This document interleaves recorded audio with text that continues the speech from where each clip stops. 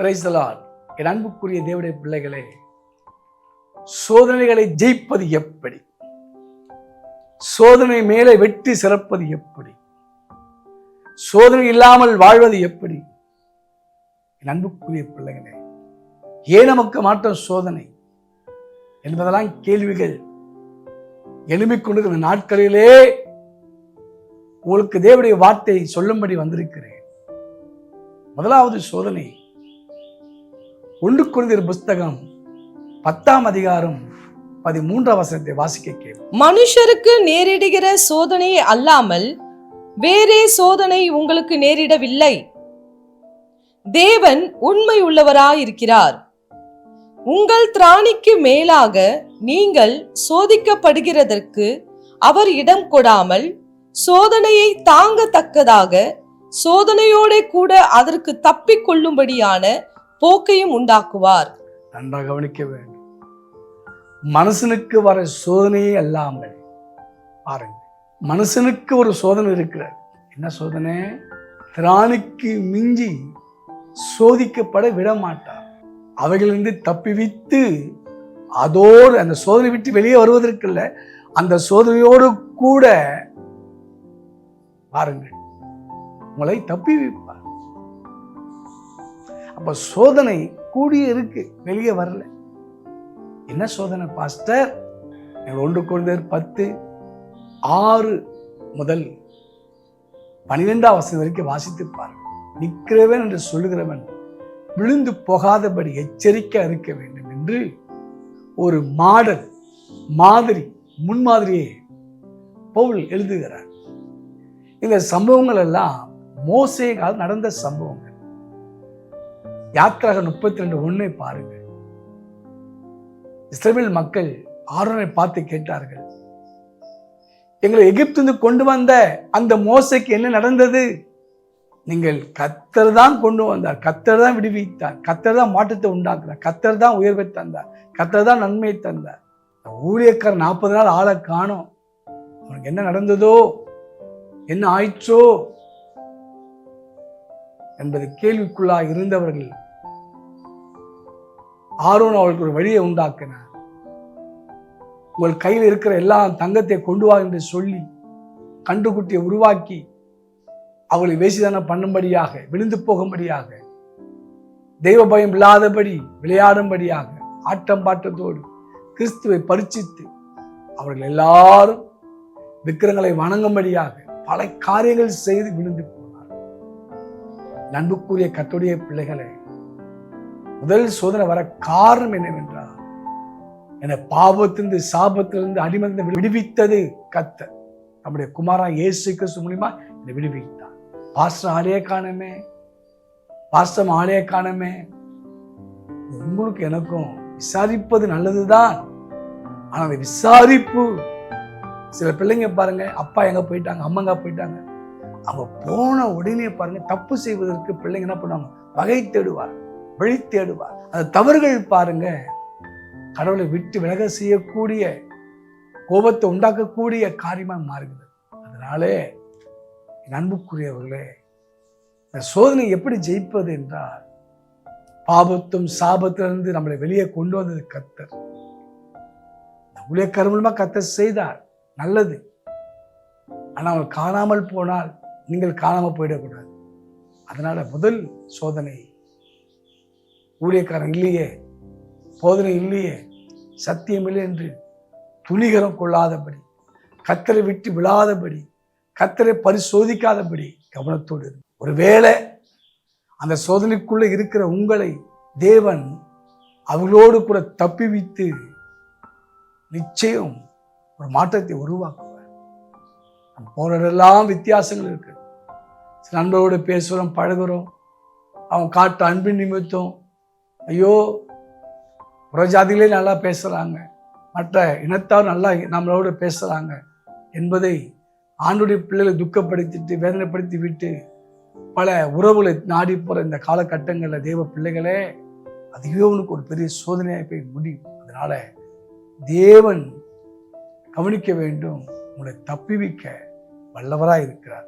ஒருவேளை அப்படிப்பட்ட சூழ்நிலை போய் விழுந்து போற சூழ்நிலைகள் கர்த்தரை மறுதலிக்கிற சூழ்நிலைகள், கடவுளை எதிர்த்து கேட்கக்கூடிய சூழ்நிலைகள் இருக்குமானால் இன்றைக்கு ஆண்டவர் அந்த சோதனையிலிருந்து உங்களை வெளியே கொண்டு வர வல்லவராக இருக்கிறார். நன்றாக கவனிக்க வேண்டும் பிரியமானவர்களே. இந்த சோதனை வெளியே கொண்டு வருவதற்கு முதல் வழி, உங்களை அழைத்த ஆண்டவரை பாருங்கள். நீங்கள் மற்றவர்களை பார்த்து இடறி போகக்கூடாது. இந்த சோதனையை ஜெயிப்பதற்கு வழி என்ன? என்னை ரட்சித்தது கர்த்தர், அபிஷேகம் பண்ணது கர்த்தர், என்னை அழைத்தது கர்த்தர். புரிந்து கொள்ளுங்கள், முதல் சோதனையே கடவுளை விட்டு நம்ம பாவம் செய்ய வைக்கக்கூடிய காரணம் என்ன? ஊழியக்காரனை பின்பற்றல. எபிரேயர் 13:7 ஊழியக்காரன் சத்தியத்தை போதிக்க அந்த போதனையை போதிக்கிறவர்கள் அதன்படி வாழ்கிறார்களா இல்லையா என்பதை கண்டுபிடித்து அவருடைய விசுவாசத்தை பின்பற்ற வேண்டும் என்றுதான் சொல்லப்பட்டது. விசுவாசத்தை நீங்க பின்பற்ற வேண்டும். இரண்டாவது கவனிக்க வேண்டும், யாக்கோபின் புஸ்தகம் 1ஆம் அதிகாரத்திலே 12ஆம் வசனம், 13ஆம் வசனம், 14ஆம் வசனத்திலே வாசிக்கும் போது, தேவன் பொல்லாங்கினால் சோதிக்கிறவர் அல்ல. நன்றாக கவனிக்க, தேவன் பொல்லாங்கினால் சோதிக்கிற கடவுள் அல்ல அப்படின்னு சொன்னா, பொல்லாங்கினால் என்ன? தீமையினால், நஷ்டத்தினால், வியாதியினால், கண்ணீரினால், பஞ்சத்தினால் அப்படி சோதிக்கிற கர்த்தர் அல்லவே. ரொம்ப கவனமா இருக்க வேண்டும். யோபின் வாழ்க்கையை பாருங்கள். 10 பிள்ளைகள் மரித்தார்கள், வேலை ஆட்கள் மரித்தார்கள், அவன் வளர்த்த ஆடு மாடுகள் அழிக்கப்பட்டது. ஆனாலும் யோபின் வாழ்க்கையில கவனிக்க வேண்டும், அது கடவுள் செய்தார் என்று சொல்லவில்லை. அதுதான் சொல்றார் யாக்கோபு 1ஆம் அதிகாரம் 12ஆம் வசனத்திலே, சோதனை சகிக்கிற மனுஷன் பாக்கியவான். பாருங்க, அப்ப இந்த சோதனை எப்படியாப்பட்ட சோதனை? கவனிக்க வேண்டும், பொல்லாங்கினால் சோதிக்கிற தேவன் அல்லவே. பிசாசு எதுக்காக யோபு சோதித்தான்? அவ்வளோ ஆசீர்வாதம், அவ்வளவு பெரிய ஊழியம், அவ்வளோ பிள்ளைங்க, அவ்வளோ ஆத்துமா, இவ்வளவுதான் இருந்து எப்படி உன்னை உயர்த்தி கொண்டு தானே இருப்பான் மனுஷன். அவங்களை எடுத்து விடும். எடுத்தாலும் அவன் என்ன பண்ணல? முறுமுறுக்கல, கடவுளை கேள்வி கேட்க. யோபு 1ஆம் அதிகாரத்துல வாசித்துப்பார் 21ஆம் வசனத்திலே, கொடுத்தார் எடுத்தார் நாமத்துக்கே ஸ்தோத்திரம். அப்போ அந்த தீமையினால் சோதிக்கப்பட்டாலும் அவன் கவனிக்க வேண்டும், கர்த்தர் கொடுத்த சோதனை சொல்லவில்லை. அந்த நாட்களில் அப்படி ஆவிக்குரிய வெளிப்பாடு இல்லை. ஆனா சொன்னது பாருங்க, அந்த பாடுகளை, நஷ்டத்தை அவன் சகிப்பது என்றால் என்ன? ஒருத்தர் நாம் நேசிக்கிறோம், அன்பு கூறுகிறோம், அவளால வருகிற சில துன்பம், பாடுகள், கஷ்டங்களை நாம் வெளியே சொல்லாதபடி அதை உட்கொண்டு அதை சகித்து நாம் இருப்போமானால் அதுதான் சகிப்பு. வெளியே காட்டாமல், வெளியே சொல்லாமல், தூத்து திரியாமல் என்பதை பார்க்கணும். அப்ப பொல்லாங்கினால் சோதிப்பது என்றால் கவனிக்க வேண்டும். 1 யோவான் 3 வாசிக்கிறோம், காயன் பொல்லாங்கினால் சோதிக்கப்பட்டான். என்ன சோதிக்கப்பட்டான்? உன் சகோதரனுடைய காணிக்கை கத்த அங்கீகரிச்சாரே, நீதானே முன்ன போய் காணிக்கை கொடுத்த, நீதானே அவனை உருவாக்குன, உன்னை பார்த்தானே அவன் ஊழியத்தை கத்துக்கிட்டான், பிரசங்கத்தை கத்துக்கிட்டான், பாட்டை கத்துக்கிட்டான், உனக்கு மேல வந்துட்டானே, நீ எப்படி அவன் விடுவ? அவனை விடாத, கடவுள் கடவுள் தெரியாதுன்னு சொல்லிடுன்னு சொல்லி பிசாசினால் உண்டாக்கப்பட்டான் என்று எழுதியிருக்கிறது. எப்போ? நீங்கள் ஆதியாகமத்தில் வாசித்து பாருங்கள் 4ஆம் அதிகாரத்தில், காயின் பிசாசு உண்டாக்கப்படவில்லை, தேவனால் கொடுக்கப்பட்டவன் என்று அறிந்து அவனுக்கு காயின் என்று பெயரிட்டார் தாய். அன்புக்குரிய கர்த்தருடைய பிள்ளைகள், மற்றவருடைய மேன்மை உயர்வை கண்டு சந்தோஷப்படக்கூடிய உள்ளத்திலே நீங்கள் கசப்போ வெறுப்போ உங்களுக்கு இருக்குமானால் அதை கவனமாக இருக்க வேண்டும். ஒருவேளை நீங்கள் ஆண்டவருக்காய் உண்மை உத்தமத்தோடு செயல்படும் போது, கொடுக்கும்போது, ஓடும்போது, வாழும்போது பல விதமான சோதனை சத்துரு கொண்டு வருவான். ஆனால் சகிக்கும் போது வெளியே சொல்லாமல் இருக்கும்போது, மன உடைந்து முறுமுறுக்காமல் இருக்கும்போது, இப்படிதான் என்னை ஏமாத்தி விட்டா என்று பிரசனத்தை சொல்லாமல் இருக்கும்போது, என் அன்புக்குரிய கர்த்தருடைய பிள்ளைகளே, ஜீவ கிரீடத்தை தேவன் உங்களுக்கு தருவார். கிரீடம் ராஜாவின் மேன்மை உங்களுக்கு வரும். மூன்றாவது நாம் பார்க்கும்போது 1 பேதுரு புஸ்தகம் 1 அதிகாரம் 7 வசனத்தை வாசிக்க கேட்கும். அழிந்து போகிற பொன் அக்கினியினாலே சோதிக்கப்படும், அதை பார்க்கிலும் அதிக விலையேற பெற்றதாய் இருக்கிற உங்கள் விசுவாசம் சோதிக்கப்பட்டு இயேசு கிறிஸ்து வெளிப்படும் போது உங்களுக்கு புகழ்ச்சியும் கனமும் மகிமையும் உண்டாக காணப்படும். பேதுரு என்ன சொல்றாரு பாருங்க, விசுவாசத்தை கொண்டு நிப்பாட்டுகிறார். ஒரு அழிந்து போற ஒரு தங்கம், கோல்டு எப்படி அக்கினால இது ஒரிஜினல் தங்கமா இல்ல உமா கோல்டா இல்ல செம்பா என்பதை கண்டுபிடிக்க, அறிந்து கொள்ள சோதிக்கப்படுகிறது. அதை பார்க்கிலும் விலையேற பெற்ற உங்கள் விசுவாசம் அப்படின்ற ஆச்சரியமான வார்த்தை. அப்படி சோதிக்கப்பட்ட பின் அது என்ன நடக்குமா? புகழ்ச்சி, கனம், மகிமையை வெளியே கொண்டு வருகிறது. என் அன்புக்குரிய கர்த்தருடைய பிள்ளைகளே, நீங்கள் ரட்சிக்கப்படுவதற்கு கிருபையை கொண்டு விசுவாசத்தை கொண்டு ரட்சிக்கப்படுகிறோம், உண்மை. அப்போ இயேசு கிறிஸ்து உங்களுக்குள்ள வருவதற்கு நீங்கள் விசுவாசிக்க வேண்டும். அந்த விசுவாசம் உங்களுக்குள்ளே எபேசியர் 3:17 விசுவாசத்தினால கிறிஸ்து எனக்குள் வாசமா இருக்கிறார். இப்போ மரியாளுக்கு சொல்லும் போது ஒரு கன்னி பெண்ணா இருந்தால், யோசேப்புக்கு நியமிக்கப்பட்டு இருந்த அவளுக்கு சத்தியம் சொல்லும் போது ஆச்சரியப்பட்டார். இது எப்படி சாத்தியமாகும்? இது எப்படி நடக்கும்? பிரியமானவர்களே, அவர் கேட்ட கேள்விக்கு தேவனால் கூடாத காரியம் ஒன்றுமில்லை என்று சொல்லி தான் தூதன் சொல்லுகிறார்.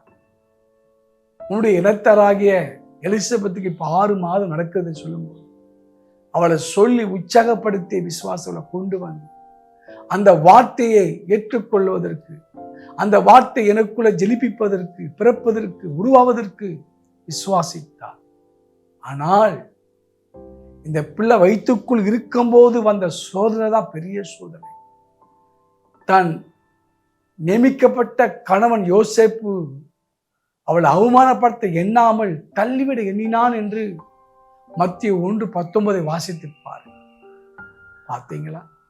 ஒருவேளை அவன் அன்போடு மரியாதை என்று அழைத்திருப்பான். லவ்வர், நான் நியமிக்கப்பட்டவன், நிச்சயமாக்கப்பட்டவன். மரியாதைன்னு கூப்பிடும் போது வெளியே வர முடியவில்லை. வாமிட்டிங், தலை சுத்தல், டயர்ட். தன் இனத்தார்கள் தண்ணி பிடிக்க வரவில்லை, வீட்டுக்குள்ளே இருக்கிற மரியாதை, சந்தேகங்கள், அவமானம். 9 மாதம் அவள் கிறிஸ்து தனக்குள்ள உருவாக அந்த கர்ப்ப வேதனையை, அவமானத்தை, அசிங்கத்தை, நிந்தைகளை அவள் சகித்தாள்.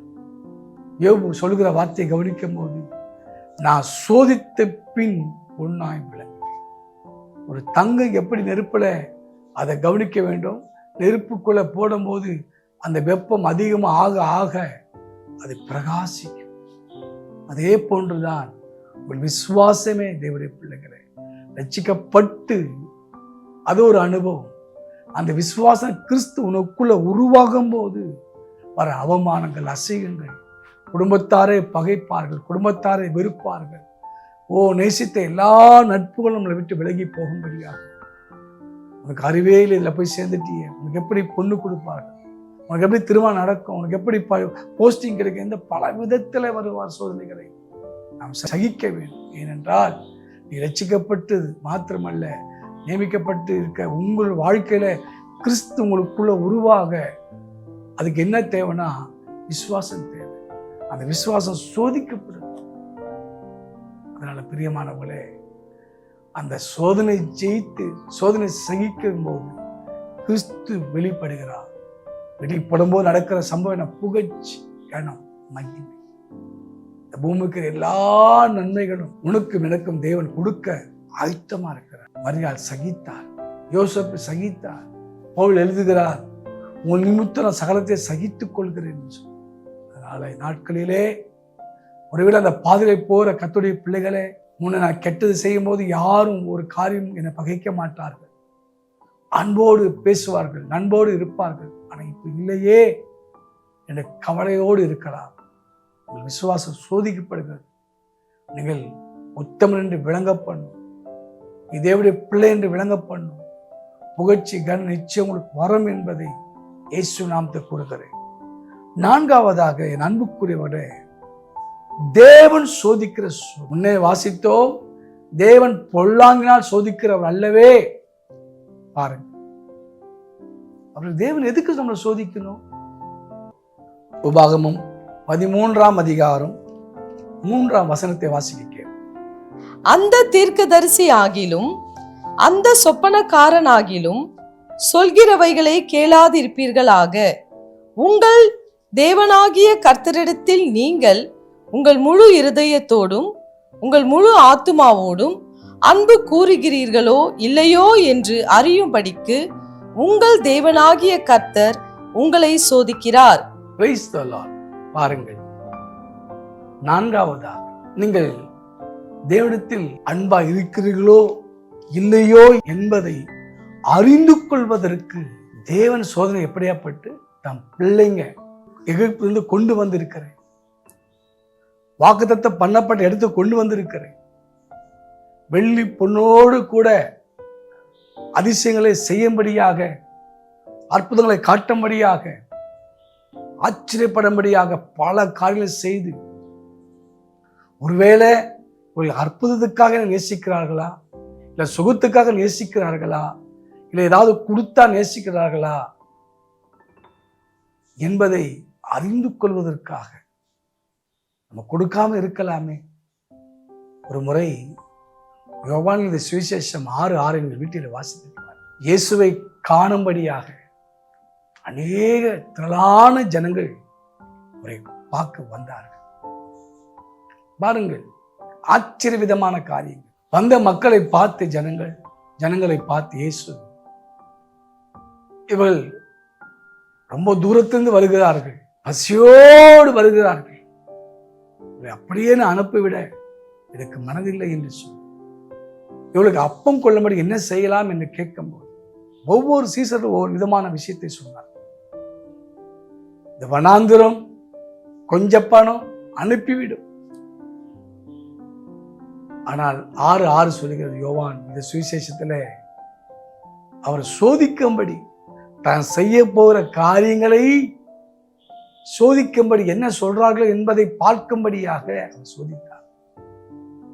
கொடுத்தாதான் அன்பு, கொடுக்காவிட்டால் என்ன நடக்குது? வம்பா அன்பா? புரிந்து கொள்ளுங்கள் அன்புக்குரிய கர்த்தருடைய பிள்ளைகளே. தேவன் கொடுத்தா, தேவன் எடுத்தார். பாருங்க, நாங்கள் ஆராதிக்கிற தேவன் தப்பி விட்டாலும் தப்பி விக்காவிட்டாலும் அவரை தான் ஆராதிப்போம், அவரை தான் நம்புவோம், அவரை தான் விசுவாசிப்போம் என்பதை தானியேல் புஸ்தகத்தில் வாசிக்கிறோம். சாத்ராக், மேசாக், ஆபத்நேகோ, என் அன்புக்குரிய கர்த்தருடைய பிள்ளைகளே, வைராக்கியம். ராஜாவின் போஜனம் சாப்பிட்டாதான் அழகு அல்ல, அந்த போஜன நிமித்தம் தீட்டுப்படாதபடி தானியேல் தன்னை சுத்தமாய் பாதுகாத்துக் கொண்டார். என் அன்புக்குரியவர்களே, என் தகப்பன் எதை செய்தாலும் நன்மைக்கு மாத்திரம் சோதிக்கிறவர் என்பதை அறிந்து கொள்ளுங்கள். ஆபிரகாமை சோதித்தார். பாருங்க, பிள்ளை இல்லாத போது எத்தனையோ துதி, எத்தனை ஜெபங்கள், எவ்வளவு ஊழியங்கள். ஆனால் அவனுக்கு இல்லை என்பதை அறிந்து தேவன் அவனுக்கு அற்புதத்தை செய்தார். தன்னை பிள்ளை பாக்கியத்தை கொடுத்தார். அதை பெறும்போது நான் நினைக்கிறேன், இல்லாத போது துதி, ஆராதனை, மகிழ்ச்சி, நிறைவோடு இருந்தார். இந்த பிள்ளை எடுத்து பார்ப்போமே என்ன பண்றான்னு பார்க்கலான்னு சொல்லி. ஆனால் அப்பயும் தேவ பக்தியை விடவில்லை, தெய்வ பயத்தை விடவில்லை, கீழ்ப்படுதலை விடவில்லை. நீங்கள் ஆதியாகமம் புஸ்தகத்துல 22ஆம் அதிகாரத்தை வாசித்து பார்க்கும்போது ஆச்சரியமான விஷயம். கீழ்ப்படி தன் பிள்ளையை பார்க்கிறோம், இவளை கொடுத்த தேவன் மேல அன்பு அன்பு. சங்கீதம் 18 வாசிக்கிறோம், என் பலனாகிய கர்த்தாவே உம்மிடத்தில் அன்பு கூறுவேன். பாருங்க, சீமோன் என்ற ஒரு மனிதன் இயேசு சொஸ்தமாக்கினார் என்று அறிந்து விருந்து வைத்தார். ஒரு பாவியான மகள் பாவத்தையும் மன்னிக்கவில்லை, அவளை கூப்பிடவும் இல்லை. அழுது முத்தமிட்டு தன் முடியினாலே அவளை பாதத்தை துடைத்தார். அவளுக்கு பாவ மன்னிப்பு சமானத்தோடு புறப்பட்டு போனார். இயேசு சீமோனு சொல்லும் போது, இவ்வளோ இடத்தில் அன்பு, பாவத்தை மன்னிக்கிறேன், அவகிட்ட பேசவே இல்லை. ஆனா அவளுக்கு சமாதானம், அவளுக்கு பாவம் மன்னிப்பு. பார்த்தீங்களா? தேவன் தந்தாதான் ஜெபம் பண்ணுவேன், தேவன் தந்தாதான் ஊழியம் செய்வேன், தேவன் கொடுத்தாதான் நான் உண்மையா இருப்பேன், இதெல்லாம் சொல்லாதபடி என் தகப்பன் எதை செய்தாலும், எதை கொடுத்தாலும் கொடுக்காவிட்டாலும் அவரிடத்தில் அன்பு கூறுவேன், அவரை துதிப்பேன், ஊழியம் செய்வேன், சபைக்கு வருவேன், கடவுளுக்கு கொடுக்கிற காரியத்தை நான் கொடுப்பேன். அவர் கொடுத்ததை நான் கொடுக்க முடியும். அப்படி அல்ல, என் தகப்பன் நிறைவானதே கொடுக்கிறது. 5வது பார்க்க போகிறோம். என் அன்புக்குரிய கர்த்தருடைய பிள்ளைகளே, பிசாசால் வர சோதனை. இவன் எப்படியாப்பட்ட சோதிக்கிறான்? மத்தேயு 4:1, லூக்கா 4ஆம் அதிகாரத்தில் வாசிக்கும் போது, அவர் பிசாசா சோதிக்கப்படும்படி வனாந்தரத்தில் கொண்டு போகப்பட்டார். லூக்கா 4ஆம் அதிகாரத்திலே சோதனைக்காரன் என்று சொல்லப்பட்டிருக்கிறார். கொடுமையானவன். முதல், நீ தேவனுடைய குமாரனை ஆனால் அப்பமாக்கும்படி சொல்லும், உலகத்தையே ஒரு நொடியிலே காண்பித்து இவைகளெல்லாம் எனக்கு ஒப்புவிக்கப்பட்டது என்று சொல்லி லூக்கா 4:15 உனக்கு கொடுக்கிறேன், எருசலேமுக்கு மேலே கொண்டு போய் தாழ குதி, தூதர்கள் ஏந்துவார்கள் என்று சொன்னார். முதலாவது தேவகுமாரன் என்பதை உன்னை வெளிப்படுத்து. இந்த உலகத்தின் மேன்மை, புகழ்ச்சி, உயர்வு எல்லாத்தையும் என் கையில் இருக்கிறது. நான் நினைச்ச ஆட்சியை கொடுக்க முடியும், நாட்டை கொடுக்க முடியும், பட்டணத்தை கொடுக்க முடியும், ஜாதிகளை கொடுக்க முடியும் என்பதை ஒரு வஞ்சகமான காரியங்கள் அவன் சொல்லுகிறான். 3வது, எருசலேம் குதி.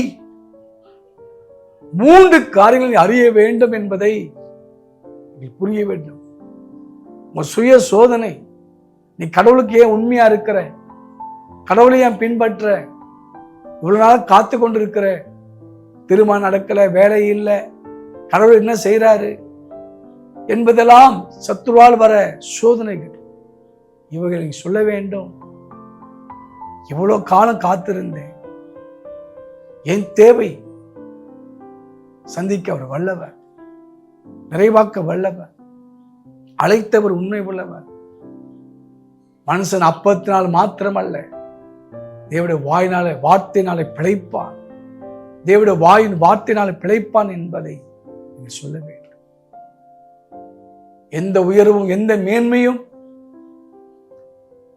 உன்னை பணிந்து, பிசாசை பணிந்து, மற்ற காரியங்களை பணிந்து போவதற்கு அதிஸ்மெண்ட் எங்கிட்ட வேண்டாம், எனக்கு வேண்டாம். அதனால வர உயர்வு எனக்கு வேண்டாம். பாவம் செய்துவிட்டு வர வேண்டிய உயர்வு, மேன்மை எனக்கு வேண்டாம். நன்மை செய்து வர உயர்வு தான் எனக்கு கனப்படுத்தும். தேவனுக்கு அது மகிமையா, புகழ்ச்சியா இருக்கும். சத்தியத்துக்கு மேலல்ல, சத்தியத்துக்குள்ள நடக்கிற வாழ்க்கை தான் கர்த்தர் அழைச்சார் என்பது உறுதியா இருக்கு. கர்த்தர் உங்களை ஆஸ்வதிப்பார். முதலாவது சோதனை, கர்த்தரை விட்டு விலகுவதற்கு, சத்தியத்தை விட்டு விலகுவதற்கு, சபையை விட்டு விடுவதற்கு வர சோதனை ஜெயிப்பதற்கு, தப்பிவிக்க அவர் வல்லவராய் இருக்கிறார். இரண்டாவதாக என் அன்புக்குரியவர்களே, தான் சுய இச்சையினால் சோதிக்கப்படுகிறார். அந்த இச்சைக்குரியது யார் என்றால் 2 தீமோத்தேயு 2:26 சொல்லுகிறது, பிசாசுடைய இச்சையினால் சோதிக்கப்படுகிறார். என் அன்புக்குரிய கர்த்தருடைய பிள்ளைகளே, தன்னுடைய ஆசை, இச்சை, தன் சுய மகிமை வேண்டாம். அந்த சோதனையை ஜெயிப்பதற்கு வழி என்ன? சகிக்கக்கூடிய தன்மை நமக்கு இருக்கு. சகிக்கிற தன்மை இருந்தால் நிச்சயம் நீ தப்பிவிக்க முடியும். மூன்றாவது நம்ம பார்க்கிறோம், என் அன்புக்குரிய கர்த்தருடைய பிள்ளைகளே, விசுவாசத்தின் சோதனை, பரீட்சை, அக்னி சோதனை சொல்வார்கள். அது பொன்னாய் விளங்கும் போது கிறிஸ்து வெளிப்படுவார். புகழ்ச்சி உண்டாகும், கனம் உண்டாகும், மகிமை உண்டாகும். கடைசியாக பிசாசுடைய சோதனை, இதை சுய சோதனை சொல்வார்கள். நான் சுயமாய் பேசவில்லை, சுயமாய் வரவில்லை, சுயமாய் செய்யவில்லை. தேவன் சொன்னார், தேவன் காண்பித்தார், தேவன் செய்ய சொன்னார். தேவனையே சார்ந்து இருக்கும்போது பிசாசை ஜெயிக்கலாம், பிசாசை வெல்லலாம். பிசாசு நம்மளை விட்டு ஓடுவதற்கு அதுதான் வழி. கர்த்தரை ஆசீர்வதிப்பாராக. God bless you. அன்பின் பிதாவே, இந்த காணொலியில் கேட்கிற இந்த வார்த்தையை கேட்கிற பிள்ளைகளை மனசார பிளஸ் பண்றேன், ஆசீர்வதிக்கிறேன். தடை நீக்கி போடும் இயேசுவின் நாமத்தில் பிதாவே.